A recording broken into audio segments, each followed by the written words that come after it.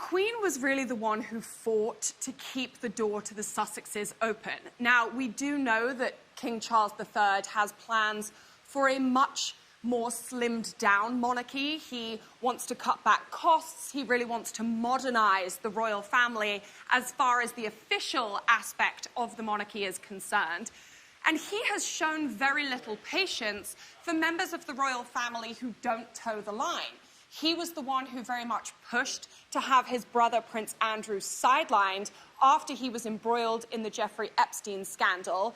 And I have no doubt that Charles will take the exact same route when it comes to Harry and Meghan. Now, with regards to familial relations behind the scenes, I think the Queen's hope, and indeed right up until her dying day, it was her desire to see Harry and William mend that rift. Whether they will be able to do so without her presence remains to be seen, but I do think it would be an incredible tragedy if her passing didn't do at least something to help them mend that bridge that has been broken now for so long. They absolutely will not be able to avoid seeing one another, but as we've seen from past official events, they can avoid one another when it comes to face-to-face contact, one-on-one conversations. Now, what will be interesting is how they choose to place Harry and Meghan in terms of the kind of royal lineup at these official events. When it came to Prince Philip's memorial, we saw Harry and Meghan seated in the second row, which was very much seen by many as a kind of sign that they had fallen down the ranks of the royal pecking order. Obviously, Harry was one of the Queen's beloved grandsons. They shared a very special bond, even through all of the scandal and controversy. So it's going to be very interesting where Harry falls in that royal seating order when it comes to the Queen's funeral and indeed all of the other official events that surround the celebrations and tributes of her life. I think when it comes to Kate, she has proven time and time again that she will fall effortlessly into whatever role the monarchy needs her to occupy. I think right now her priority is grieving the loss of her grandmother-in-law. She and Kate were very, very close.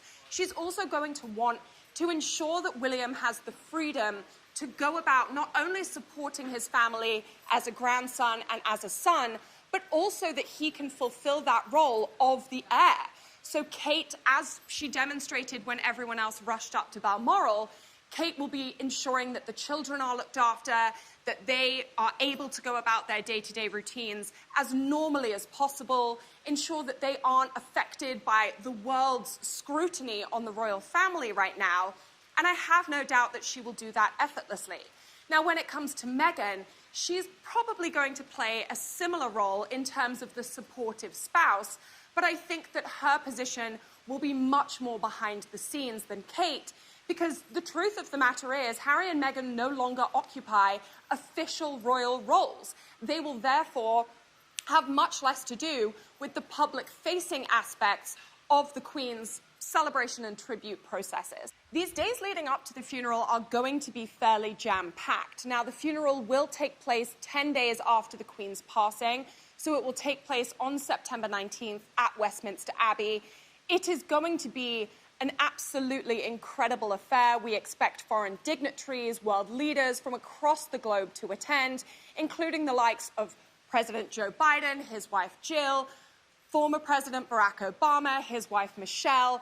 I really don't think that anyone who receives an invitation to this incredible celebration of the Queen's life would turn it down if they had the option. And then on top of that, in the lead-up, you're also going to see several other official events taking place. Now, the Queen's body will be brought back from Scotland to London, where it will first be placed at Buckingham Palace in the throne room. It will then be moved to Westminster Hall, which is really the first opportunity that members of the public will have to pay their respects in person. And it is expected that tens of thousands, if not millions of people, will attempt to go and pay their respects to the Queen once her body is set in state at Westminster Hall.